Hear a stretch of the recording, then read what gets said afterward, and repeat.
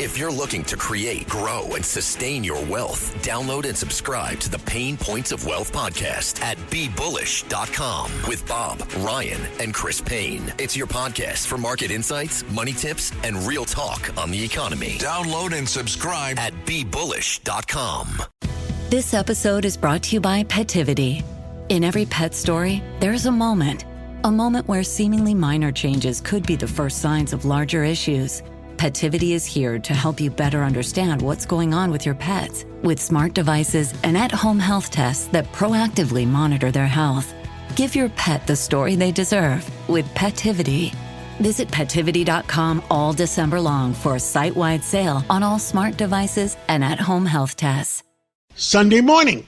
Well, this is Paul Zuber, and he's the Senior Vice President of Business Council of the state of New York. And finally, we got some good news. Paul Zuber, give us the good news. Well, the good news, John, is I think that in many ways the governor realizes that some of these things that they're trying to do in terms of making a green New York and a renewable New York, that they needed to step back a little. And so it looks like they are going to hold off on the all-electric buildings mandate, which builders from throughout the state have said is going to be a major problem for building new homes, the cost of new homes. You know, one of the problems that they had was, one of the builders said to me, the problem you have, Paul, is a gas-powered home becomes more valuable than the electric home. Plus, the electric home becomes more expensive to build. Therefore, what's going to happen is, why would you buy an all-electric home when you know the resale value of your gas-powered home is greater?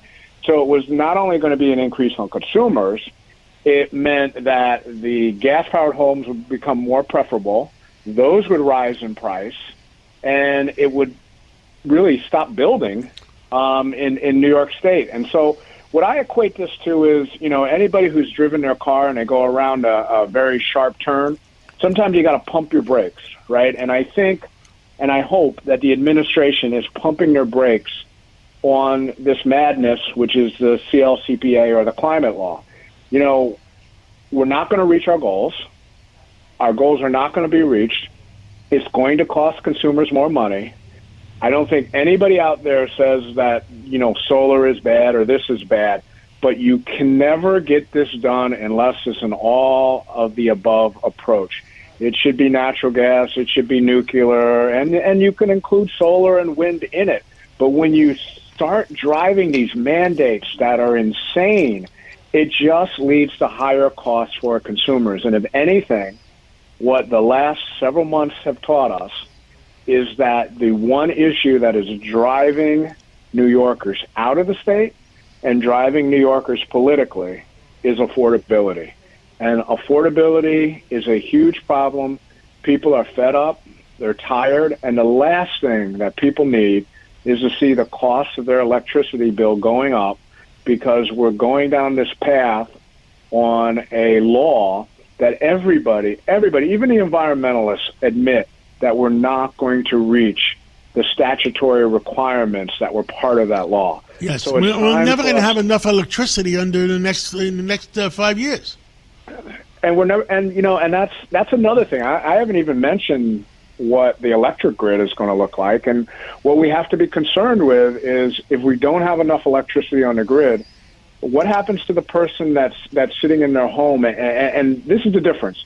Before, if you were in New York City, you always worried about too many people turning on their air conditioner in the summertime and potentially being a blackout. Obviously we've had some very famous blackouts in New York City, but the grid has gotten so sensitive, or there's so much concern with the electric grid that it could be very real that these blackouts could occur in the wintertime. And imagine being in an apartment in the wintertime, it's 20 degrees outside or it's below zero. And if you have no electricity, you're in trouble.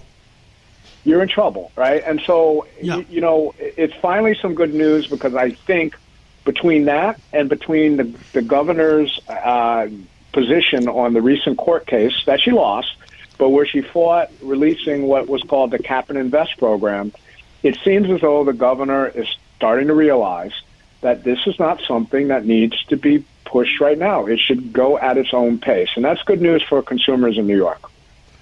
Well, Paul Zuber, thank you so much for your update, and let's keep talking every week until we find out what the heck is going on, and thank you so much.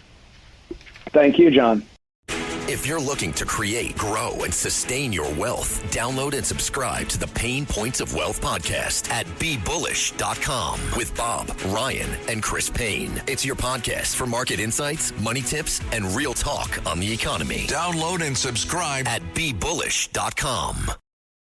What I bought? A new Blink Mini 2K Plus smart security camera. What I got? 2K clarity sharp enough to see every detail of home when I'm away. Plus audio like I'm in the room, not with my bestie traveling to another city. Plus easy plug-in setup to install faster than skipping through podcast ads. But you'd never skip ads, right? Plus, I got all of this for just $49.99. Blink Mini 2K Plus. Mini camera, max performance. Shop now at Amazon.com/Blink.